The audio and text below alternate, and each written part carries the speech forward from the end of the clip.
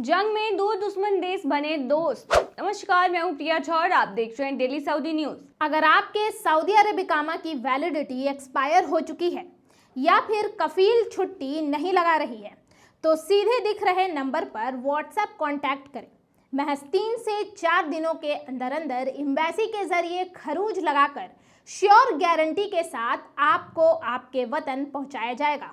भारतीय, पाकिस्तानी, किसी भी मुल्क के प्रवासी हों, उन्हें बहुत कम खर्च और आसान प्रोसेस से उनके वतन वापस पहुंचा दिया जाएगा। इजराइल हमास जंग के बीच ईरान के राष्ट्रपति इब्राहिम रईसी ने सऊदी अरब के क्राउन प्रिंस मोहम्मद बिन सलमान से फोन पर बात की है। फरवरी में चीन की तरफ से समझौता कराए जाने के बाद ये पहला मौका था जब दोनों देशों के नेताओं ने बात की।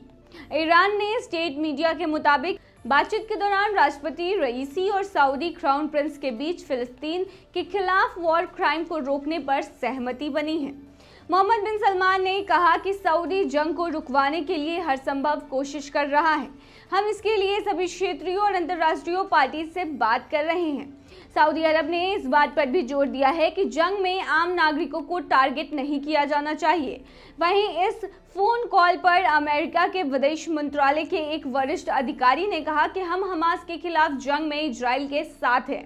इस बीच हम लगातार सऊदी अरब के लीडर से संपर्क में हैं। इजराइल हमास जंग के बीच कुछ देश इजराइल तो कुछ फिलिस्तीनियों के पक्ष में है। क्राउन प्रिंस ने 2 दिन पहले कहा था कि सऊदी अरब फिलिस्तीनियों के साथ खड़ा है। उनका मकसद फिलिस्तीन के लोगों को उनके अधिकार दिलवाना है। फिलिस्तीनों को भी एक सभ्य जीवन और शांति का हक है जिससे वो अपने सपने पूरे कर सके। दूसरी तरफ ईरान ने जंग की शुरुआत से हमास के हमलों का समर्थन किया। ईरान के सुप्रीम लीडर अली खामेनेई ने 10 अक्टूबर को कहा था कि हमास के हमले में इजराइल की कुछ अहम जगहों को नुकसान पहुंचा है। उनके लिए दोबारा खड़ा होना इतना आसान नहीं होगा। इजराइल में जो भी हो रहा है इसके लिए वो खुद जिम्मेदार है। अमेरिकी अखबार वॉल स्ट्रीट जर्नल ने अपनी एक रिपोर्ट में दावा किया है कि ईरान के सुरक्षा अधिकारियों ने इजराइल पर हमले की प्लानिंग में हमास की मदद की थी। इसके बाद उन्होंने 2 अक्टूबर को बेरूत में एक बैठक में हमले के लिए हरी झंडी दे दी थी।